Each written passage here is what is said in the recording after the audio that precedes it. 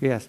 Very quickly, actually, the overwhelming majority of the banks that did receive funding are small banks and Yeah. mid-sized banks. Oh, I know. I'm just talking about it I percentage-wise. mean that they haven't done. Thank you. Ms. Clarke? Thank you very much, Madam Chair, Mr. Chair, ranking members, and thanks to each of the witnesses on the panel for being here today. This topic is clearly a very crucial topic and crucial to a solid and healthy economic recovery.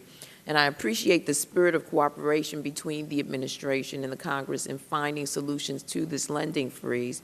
I look forward to working with each of you, as well as my colleagues in Congress, to pursue policies that will improve the lending environment for American small businesses. My first question is, of course, to Administrator Mills. I want to thank you for being here.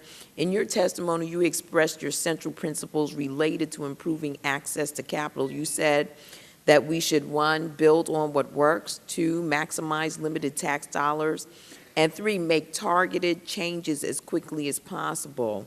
As we have discussed previously, I am a great proponent of CDFIs.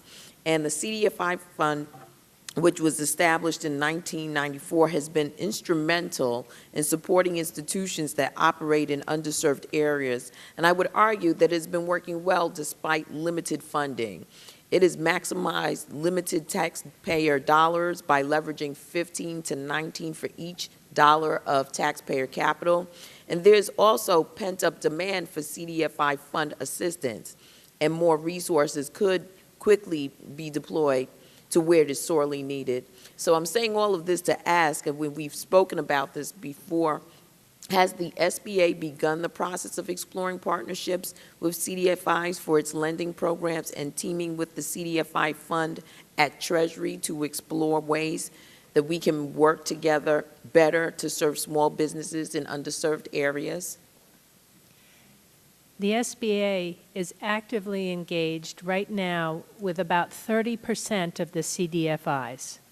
We find those relationships very beneficial, and we are looking to expand. We're currently in discussions with CDFIs and Treasury about how to increase the overlap. We believe one of our missions is to serve underserved communities.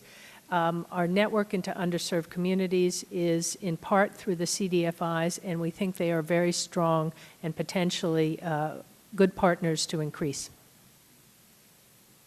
And then this question is for the whomever on the panel.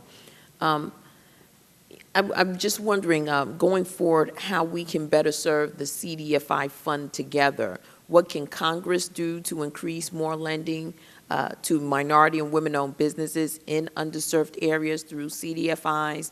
And what is being done in the administration to better serve CDFIs and promote lending in underserved areas? Let me address your question, Congresswoman. The Treasury, of course, has worked very closely with Ms. Donna Gambrell and the CDFI fund. We've recently established a facility exclusively for CDFIs to provide them with capital at very low rates. In fact, the dividend rate is only 2%. The response from the CDFI community has been tremendous across the country. We're anticipating very high participation, and I think this is going to go a long way to assuring that the CDFIs during this very difficult time are able to survive and serve their communities. If I could, the focus at the Federal Reserve is on a very wide basis, and so we've brought together the researchers that are in the Fed, as well as our community affairs people, those that have the relationships with the CDFIs. And this series of meetings that we're doing are actually going to very specific communities to find out what very specific needs on underserved areas, working with CDFIs, working with borrowers, working with lenders, and trying to get pictures of all the different ways, and then blue sky that into whatever thoughts we can come up with on ways to solve it. Well, I want to thank all of you for your efforts in this regard. This is music to my ears. I serve a district where these institutions have been really just sort of lifesavers for many of our small mom and pop businesses, many of whom are actually poised for growth. if they can access the type of capital that CDFIs afford them. So thank you all very much. Madam Chair, I yield back the balance of my time.